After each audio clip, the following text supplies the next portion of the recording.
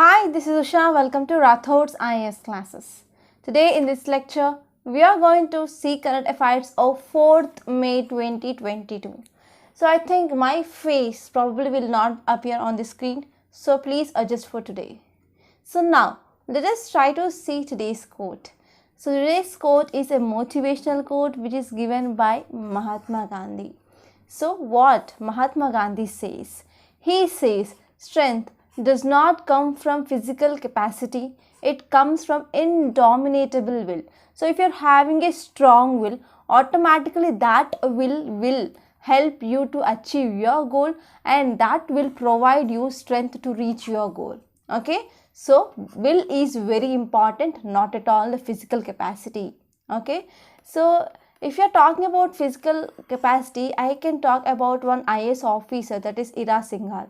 So even though if you see she is a physically handicapped, but because of her dominant will, okay, because of her good will, she became an IAS officer. So strength does not come from physical capacity, but it comes from indomitable will. So willpower is more important than physical capacity.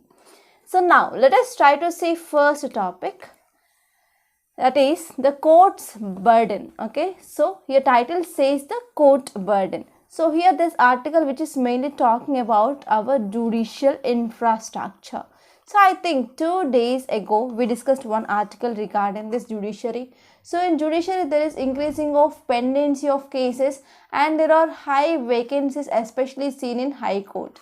And we are also seeing there is lack of proper infrastructure in this judiciary that is contributing to increasing of pendency of cases. So these are the some important things which mainly said by our Chief Justice of India. So regarding this, now we have to know about what our CJI mainly talking about. Our CJI mainly said that we need to have national judicial infrastructure cooperation. Okay, especially at the corresponding state level, we need this national judicial infrastructure cooperation. But this idea of this CJI, which is not favored by chief ministers. Why? So what is the reason why the chief minister of the states, they didn't accept it? So if you see the reason, so here whenever this move which is accepted by chief minister, so it will be comes under centrally sponsored scheme. So under the central sponsored scheme, so the funding that will be shared by both center and as well as state. So it is at the ratio of 60:40%. Already states are facing lot of financial crisis due to this COVID-19 pandemic, and economic recovery is also not at a good pace. So because of this chiefness of states, they didn't accept it. So this is some background. So now let us try to analyze this article in detail and let us try to understand what is this article talking about. So if you're talking about this article, which is mainly focusing on upgradation of judicial infrastructure. So if we're talking about this upgradation of judicial infrastructure, so here our CJI, Chief Justice of India. So who is our present CJI? That is N.V. Ramana sir. Okay. So N.V. Ramana sir, he is the present CJI of India. So he mainly proposed for a national judicial infrastructure cooperation. Okay, at a corresponding at a state level. And this proposal which is mainly made by this CJI, which did not get a favor with many chief ministers. Okay, many chief ministers, they did not favor this proposal of this CJI. Okay, so here if you are talking about to implement this infrastructure projects for judiciary, actually it is mainly vested with statutory powers. So statutory powers mainly plan and they will implement this infrastructure projects for judiciary. And whenever we are having this type of cooperation, that will helpful in augmenting of facilities for the judiciary, and whatever the inadequacies which are present in this judiciary, that can be solved, so that will leads to decreasing of pendency of cases, that will leads to increasing of efficiency of our judiciary. Right. So apart from that, so this article also saying that it is a matter of relief that there was agreement on idea of state level bodies for the same purpose of addressing of inadequacies in judiciary. So we are having an agreement on idea of state level bodies, and in this state level bodies there is a representation of chief ministers of that state, and they will be actively involving in this implementation of mainly to address some inadequacies in this judiciary. And if this proposal been accepted, so the funding of this proposal will be like centrally sponsored. That means here funding will be shared between state and as well as center. So it is at the rate of 60:40%, 60% from center and 40% from state here. So in this way here, this centrally sponsored scheme which mainly going to allocate the funds through high courts based on need. Based on the need, the funds will be given. Okay, so if you're talking about the given experience of allocated funds for judicial infrastructure which is going unspent by many states. So many states, whatever the money or whatever the funds they have to spend for this judicial infrastructure, they are not spending. So because of this, at state level we need this corporation. So this is the idea of our CJI. So mainly to incorporate this type of corporations, we need a proper coordination between states and as well as respective high courts. Okay, so even our union law minister, he mainly promised for giving of some assistance from the center to the states for creating of infrastructure, especially lower judiciary. For example, we can talk about district courts or subordinate courts, and we can talk about high courts. So if you're talking about hierarchy of courts in India, so top court we will be having apex court, that is Supreme Court. So below this we will be having high court, and at the district level we have district courts, or also called as subordinate court. So in lower courts there is no proper infrastructure. So because of this, our union law minister, he also promised that some help, that is assistance, will be given from the center to the states, especially for creating the required infrastructure in this lower judiciary. So in this way, our law minister who mainly says that, so this is a welcome step and we are mainly focusing on infrastructure, and that will be helpful for mitigating of pendency of cases, and that will be helpful for mitigating of chronic shortage of judges. So these are some important challenges which are mainly facing by our judiciary. So whenever proper infrastructure is there, means that will be mainly reduces the burden on the judiciary, and that will be helpful for mainly implementing of court orders, and even that will also helpful for some important challenges like pending of cases, absence of judges, etc. here. So this is about this topic, and whenever we went for conversion between the judiciary and the executive at the level of chief justices and chief ministers, that will mainly bring an atmosphere, and we are also going to expect some cooperation between all these three things like judiciary, executive and chief ministers, and we can go for upgradation of our infrastructure. That will helpful for the decreasing of pendency of cases. So this is about this topic. And now let us try to see next topic. It is about joblessness on the rise in India. So this article, which is mainly talking about widening of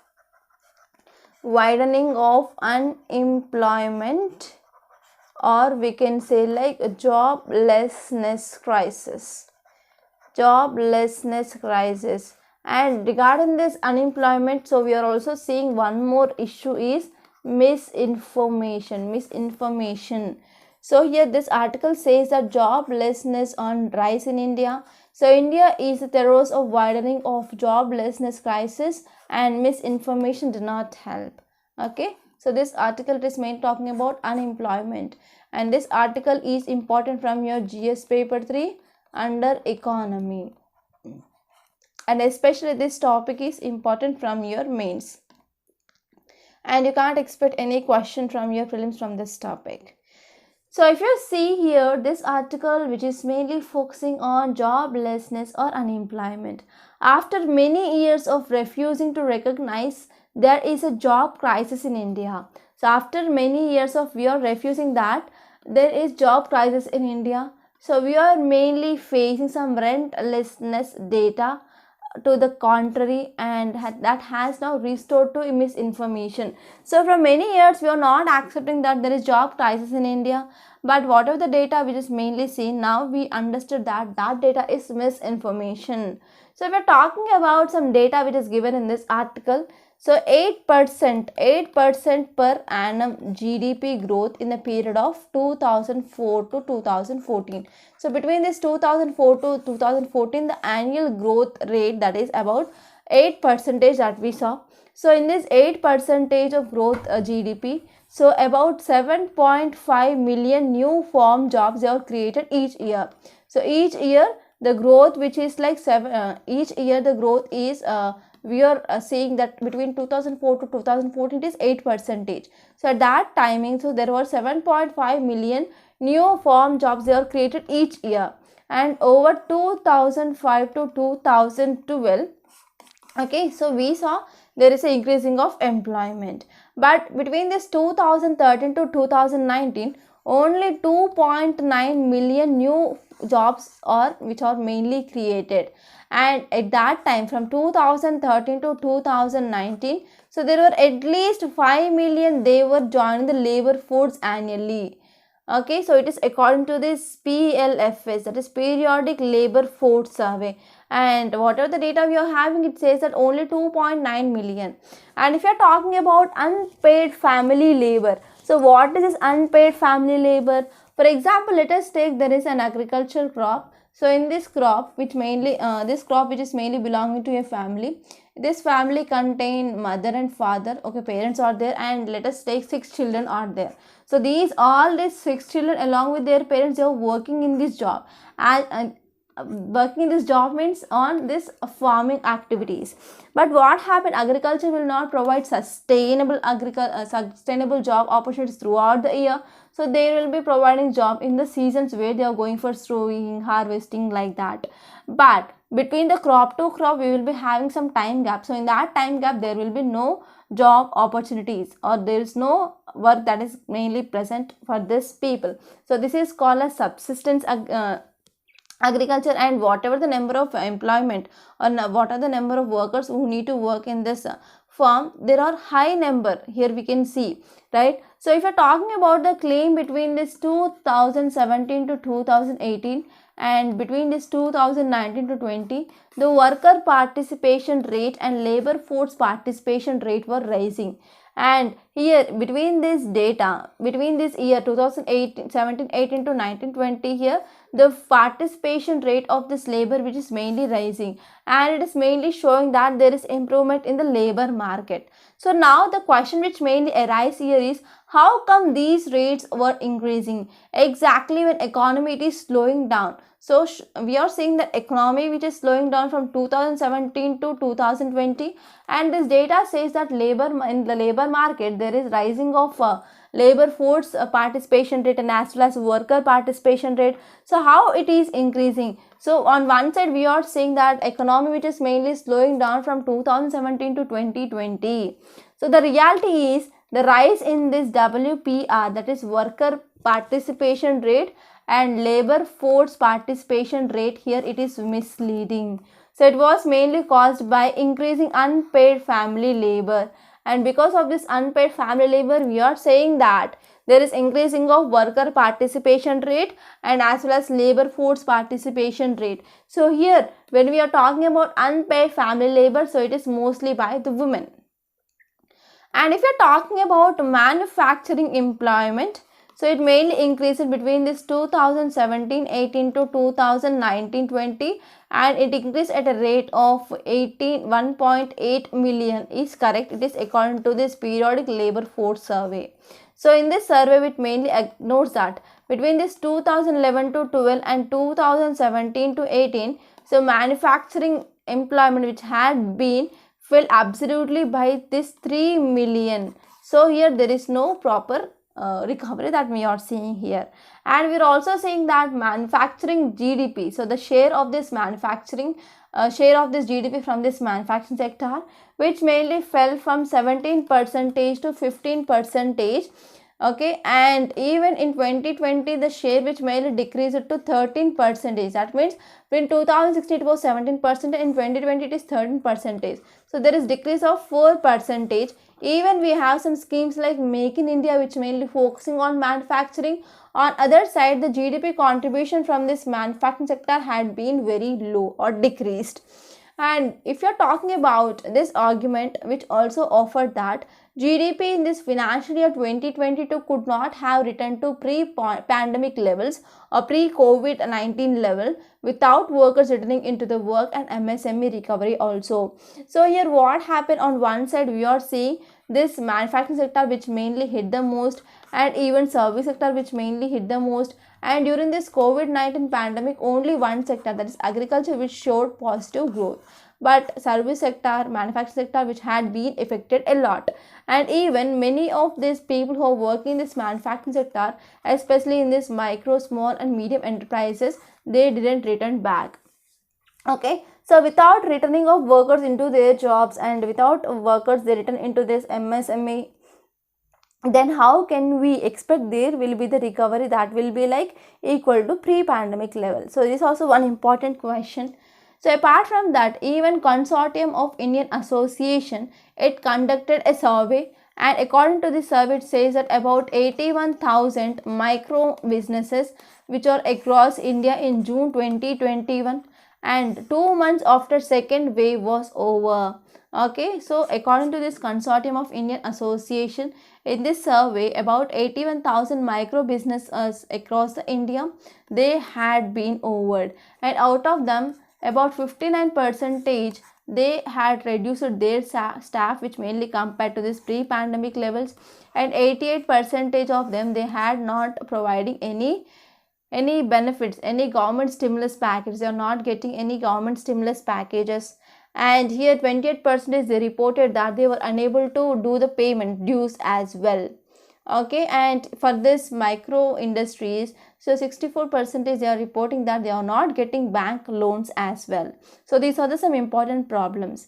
And apart from that, if you are focusing on this farm employment, so in this farm employment, if any case, what happens, the recovery of unemployment, that is urban employment till March 2021 clearly ignores that urban employment barely captures the third of total employment. So if you're talking about total employment in India, the first one here is we will be getting from agriculture sector, and second one we can talk about manufacturing, third one it is like urban employment. So if you're talking about urban employment, if you are focusing on especially recovery of this urban employment till March 2021, it mainly ignores that urban employment captures a third of total employment.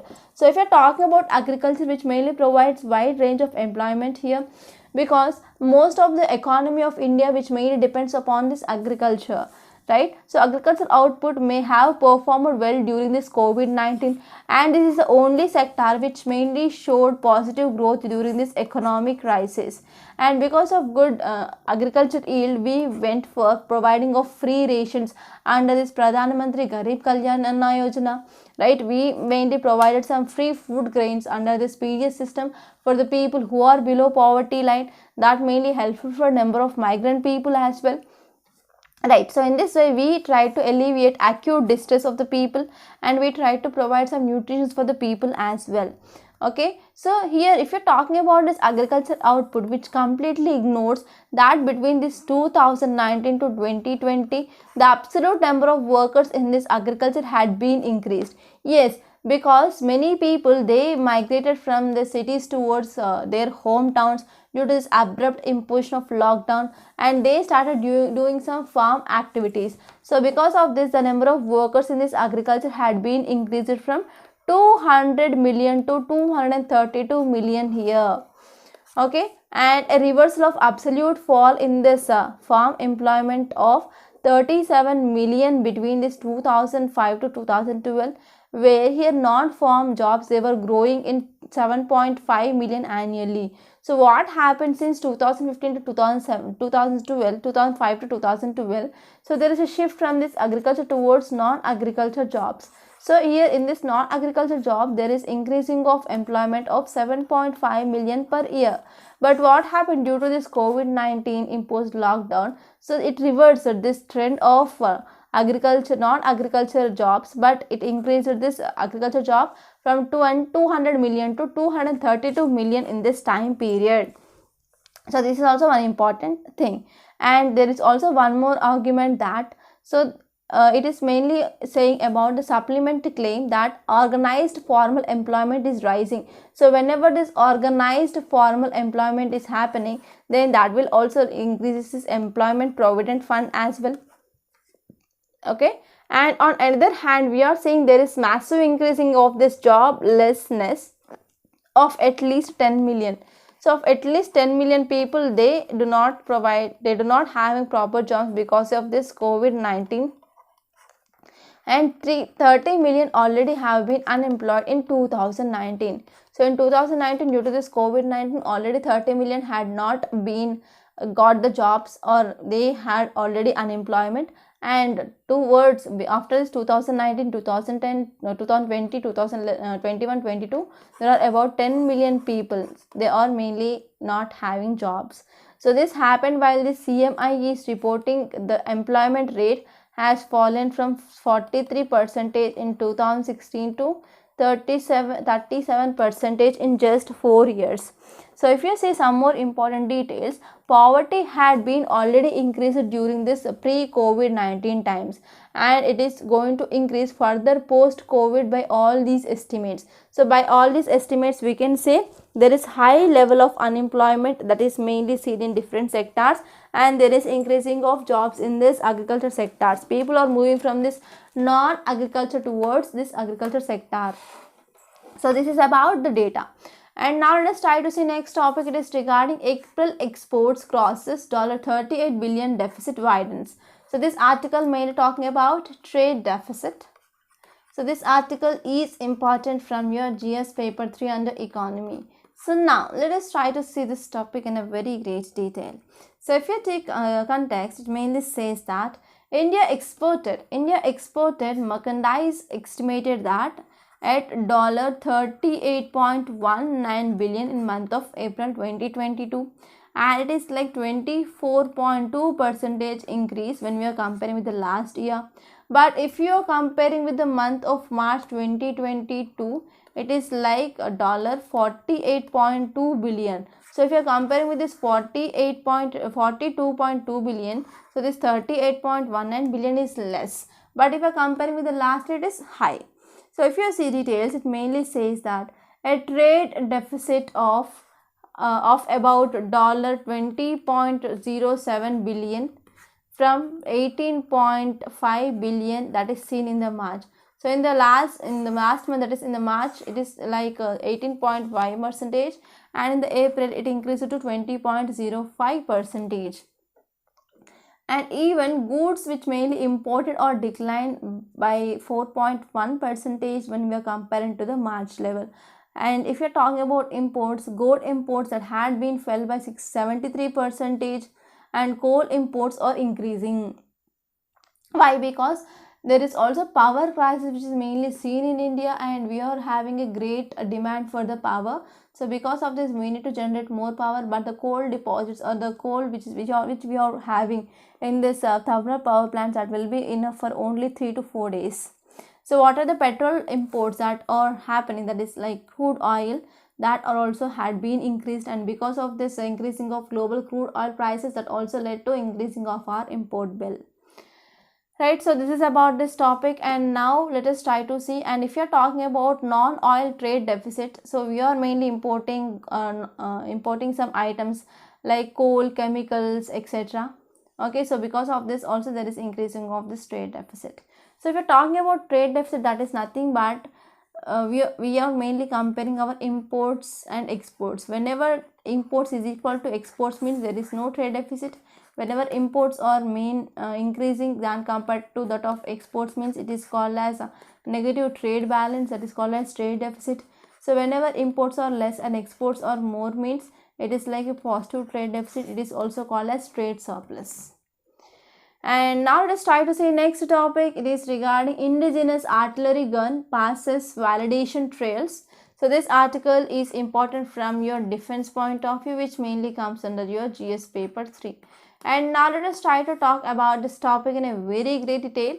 So if you see context, it mainly says that the indigenous advanced towed artillery gun system, which mainly developed by DRDO, Defense Research and Development Organization, which is mainly jointly done with the help of private industry, and finally we came up with the successful completion of this advanced towed artillery gun system. It is also meeting the specifications of the army. So if we're talking about some details, so this is like 155 mm and 52 caliber heavy artillery gun, and it mainly jointly developed by this Armament Research and Development Establishment along with this DRDO. So here the range is 45 kilometers and it is a more consistent and as well as accurate gun in the world. So if you are talking about some more important details, so about 95% of this system which is of indigenous content. So it is very important. And here this is our artillery system. It is advanced towed artillery gun system and is 155 mm 52 caliber gun and mainly developed by DRDO. So these are some important details, and if you see key features, it includes electric drive, it includes high mobility, quickly deployability, auxiliary power mode, advanced communication system, automated command control system is there, and 6-round magazine instead of standard 3-round magazine. Okay, so these are very important key features here. And now let us try to see next topic. It is regarding India-Denmark relations. India-Denmark to strengthen green strategic partnership. So our Prime Minister, he went on visit for this Denmark, Germany. Okay, so we are getting some articles regarding the highlights of this meet. So this article is very important from your international relations, which mainly comes under your GS paper 2. And now let us try to see some key highlights of this article. So context says that India-Denmark on Tuesday, they agreed to further strengthen green strategic partnership, and it is mainly focusing on green hydrogen, renewable energy, wastewater management. So here already we know about what is the role of this green hydrogen. So there was one editorial we discussed, I think 4 to 5 days back. So this is very important. And now let's try to see some important details. So during the discussions, our Prime Minister said that we mainly reviewed on joint work plan for this green strategic partnership and they are mainly focusing on some important areas like renewable energy. They are mainly focusing on health ports and shipping, circular economy, and as well as water management. So some important areas they mainly talked regarding this renewable energy. They mainly talking about this health ports, shipping, circular economy, and as well as water management. So these are some important things which are mainly said by our Prime Minister. Okay, and the number of agreements, they are covering some sectors like green shipment, animal husbandry, dairying, water management, energy, cultural exchange. They are mainly inked after this bilateral talks. And already if you see, so our Prime Minister, he welcomed the intention of both the countries, and they are mainly focusing to expand existing cooperation in the field of water management in the present and as well as in the future. So here India and Denmark, they also confirmed their continued collaboration in the field of antimicrobial resistance. So I hope you know about what is antimicrobial resistance. So let me know what is the meaning of this antimicrobial resistance in the comment box. And India also conveyed acceptance of this Danish invitation to join this International Center for Antimicrobial Resistant Solutions as well. So these are some important details.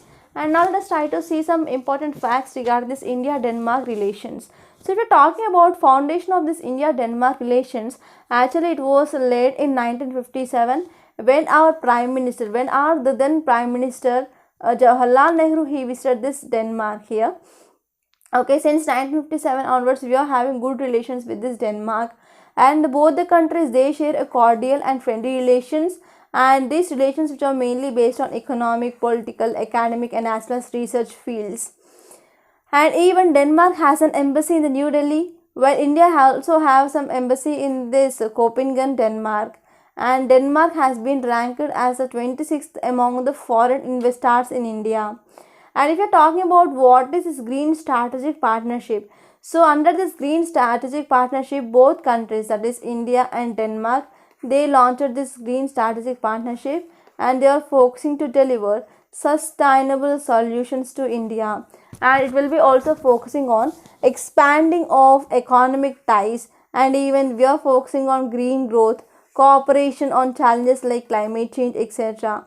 And we are also going to build an joint commission for cooperation as well as existing joint working groups. So regarding this joint commission and as well as joint working groups, so we are also mainly focusing here. So apart from that, if you are talking about green growth, so green growth, it is mainly used to describe a path of economic growth, and here we are mainly using natural resources in a sustainable manner. So this is about this green growth and this green partnership, okay, green strategic partnership.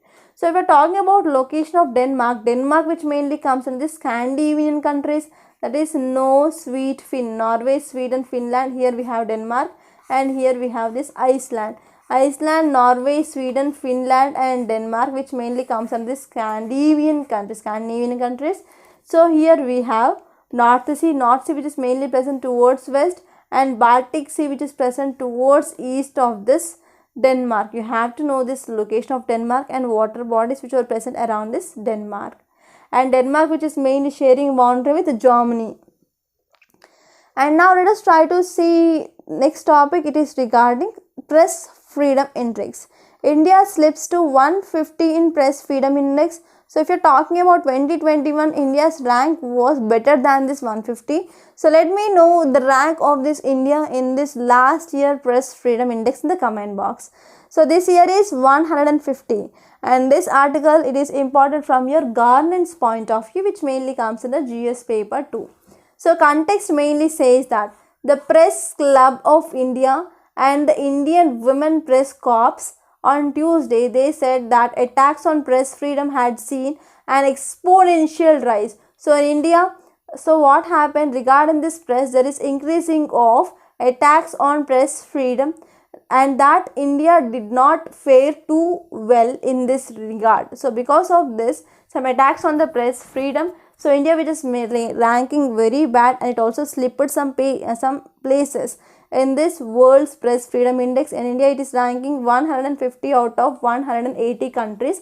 So in this rank, which is mainly compiled by Reporters Sans Frontiers, okay, Reporters Sans Frontiers. So if you see some details, it mainly says that on this World Press Freedom Day, here especially Press Council, okay, Press Club of India, not Press Council, it is Press Club of India, said that journalists had been incarcerated under draconian laws of flimsy reason, and even some occasions here mainly facing some threat here. So because of this, here it is mainly violating this freedom of press, and this freedom of press which is integral to the functioning of a vibrant democracy. In democracy here, freedom of press is also very important, because the press, it is a very important thing which mainly tells, or it mainly acting as a link between the politicians and as well as people here, and it will be letting know the people about the policies of this government, right? So press need a freedom. So if you're talking about some facts regarding this world's press freedom index, so it mainly published annually by Reporters Without Borders since 2002. And this World Press Freedom Index, which mainly measures the level of media freedom in 180 countries, and it is mainly based on evaluation of media freedom. Okay, it mainly measures pluralism, media's independence, quality of legal framework, and as well as safety of journalists. It also includes indicators of levels of media freedom violations as well.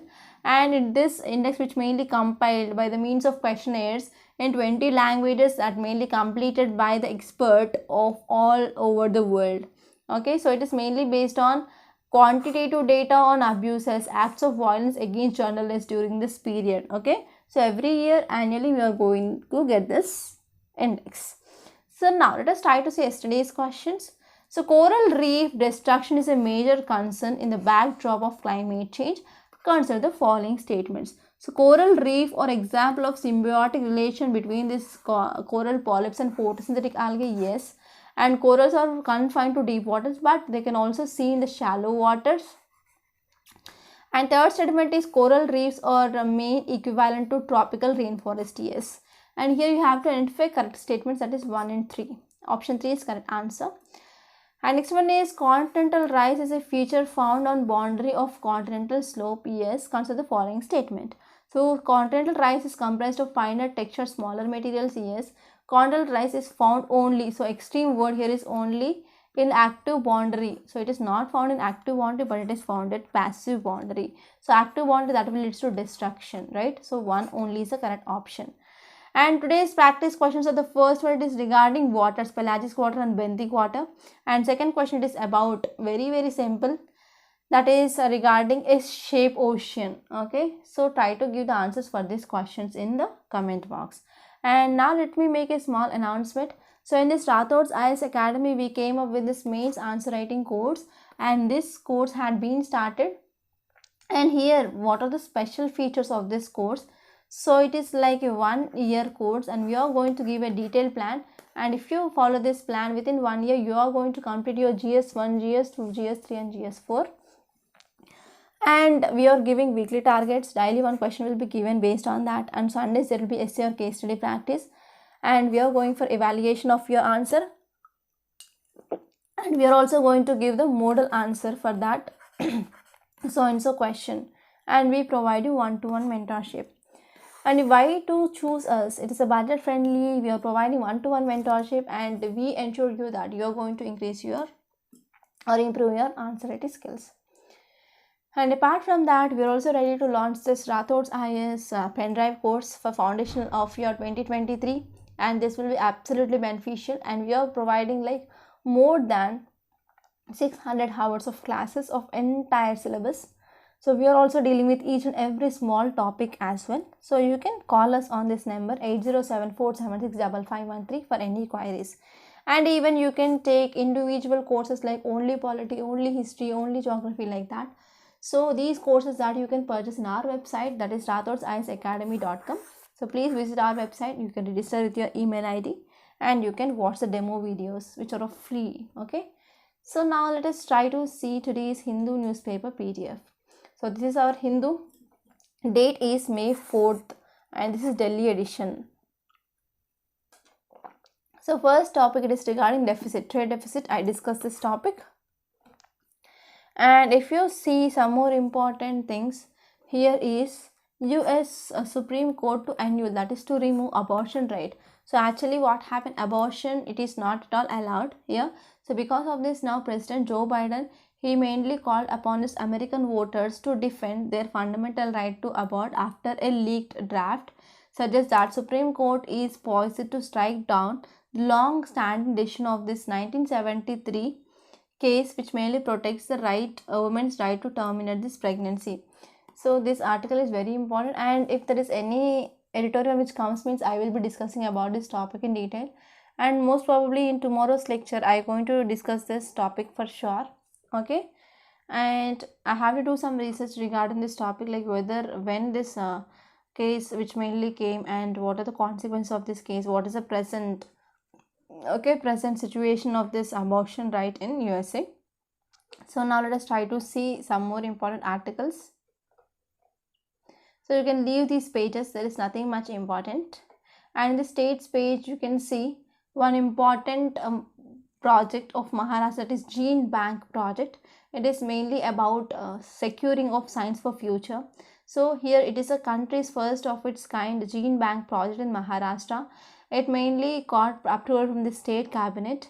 So here they are going to use some modern scientific methodology, and they are going to separate the chaff from the grain from the massive pool of traditional Indian wisdom. Okay, so in this way they are going to introduce crop cultivars and as well as livestock breeds for better adaptation to the climate change and vulnerability, as this is very important. And if this becomes success, means it will be like a milestone in India. Okay, and now let us try to see some more important articles. If you move forward in this state page, I didn't find anything important, and here in this editorial page I discussed about this judicial infrastructure. So there is one article regarding this governor's opinion. It is regarding NEET. So already we discussed about this NEET bill. So actually Tamil Nadu state government which mainly passed this, but here governor he is not giving assent for this NEET bill. Okay, so because of this there is some tussle which is mainly happening. So already I discussed about this NEET and how this NEET which is mainly affecting the children. So what are the views of this Tamil Nadu government? I discussed in detail. You have to revise that topic. And there is one article regarding this India's policy on vaccination. So here what happened recently, Supreme Court said that so here we have to give some individual liberty for the people. We should not force that you have to take this vaccination, because it is mainly affecting people's right to liberty, that is Article 21 of Indian Constitution, and it is also affecting this bodily integrity of the people. And without proper information, how the people they can go for their kids to get vaccinated? So it is also one question which mainly arises here. So you have to read this article. So this is also very important. And next one is Turkey's foreign policy reset. Okay, so it is also important, but it is not much relevant from UPSC point of view. And I discussed about this joblessness rise, and this article which is mainly talking about life expectancy. Okay, so these are the graphs which are mainly showing about expectancy rate in the female, male. Okay, so that you can go through this once. And in this text and context, there is one article regarding in hot mess. So actually in the March and April, there is extreme high temperature which were recorded across India. And we have the monthly average of about 33.1 degrees centigrade. And we are having the hottest temperature that we have seen at least, we do not have seen at least 120 years. Okay, so because of intense heat waves that are mainly seen in cities, which are recording the maximum temperature of more than 44 degrees centigrade, and we are having extreme heat. Okay, extreme heat, and there is also increased chances of this forest fires as well. Okay, so this is about this topic. And even because of this high temperature, it is also affecting especially the production of crops like wheat and some fruits like mangoes and as well as lemons. And now let us move forward. In this textile context, there is one article regarding how two teenagers they hacked these big tech firms. So this is also very important from our cyber security. And if you move forward, here I discussed about this article, that is Indigenous artillery gun which passes validation trails. And I also discussed this article regarding India-Denmark relations. And if you move forward in this newspaper, so there is recorded deaths rose to 81 lakh in 2020 from 76 lakh in 2019. So this article which is mainly talking about civil registration system. So here this civil registration system is in news because we are going for updation in this civil registration system. So because of this you need to be intact with this topic. And next one is India slips 115 press freedom index. I discussed this topic. And the first case of XE variant which is mainly recorded. Okay, so India has one case confirmed regarding this XE variant of the SARS coronavirus. So it is according to this INSOCOG. Okay, so now we have to know about this XE variant. It is mainly because of this BA2.10 and BA2.112. There are some sublineages they have been detected. Okay, and now let us try to see next topic. It is regarding Chardham Yatra. So this article is also very important, and you have to do some research regarding what is this Chardham Yatra. And you have to know about developmental projects in this Chardham Yatra, that includes mainly Gangotri, Yamunotri, Kedarnath and Badrinath. And if you move forward, there is one article that is India extend more aid to Sri Lanka. Sri Lanka now it is facing economic crisis. So again now we are going for further increase our aid to the Sri Lanka. So in this context you have to know what is the help which is mainly done by India to Sri Lanka. And if you see in this business page, there is one article important, that is India sets June end coal import target as power woes mount. So what happens? So we are mainly having heat wave like situation. So because of this there is increasing the usage of electricity, and even without electricity for 1 hour we can't stay, right? So because of this we are going to import more coal. Okay, because these thermal power plants they are facing crisis. So this is about this topic. So these are some important articles that appear in the newspaper. I hope you enjoyed this lecture. So please subscribe to Rathod Science Academy and don't forget to like, share and comment my videos. Thank you so much.